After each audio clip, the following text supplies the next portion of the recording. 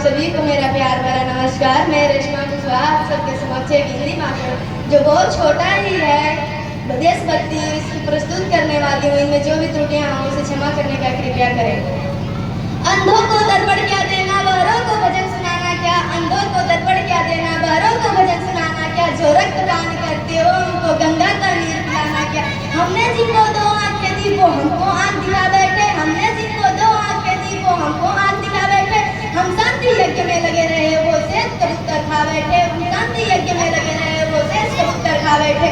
वो छल पे छल करते गए, वो छल पे छल करते गए। हमारे रहे विश्वासों पर ना जाने कितने समझौते ठोक दिए।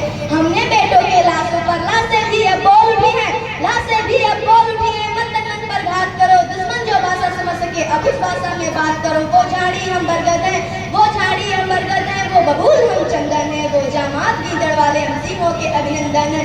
ये बात तुम्हारी धमकी से या डरा नहीं डरने वाली, ये बात तुम्हारी धमकी से या डरा नहीं डरने वाली। यह अमर सनातन मिट्टी है या कभी नहीं मरने वाली। तुम भूले सन 48 में पैदा होते ही अकड़े थे, तुम भूले सन 48 में पैदा होते ही अकड़े थे। हमने उन गबियाली बकरों के गर्दन हाथों से पकड़े थे, हमने उन गबियाली बकरों के गर्दन हाथों से पकड़े थे। तुम भूले सन 65 में, तुम भूले सन 65 में जब तुमने दंगा कर डाला था। छोटे से लाल बहादुर ने ही तुमको दंगा कर डाला था।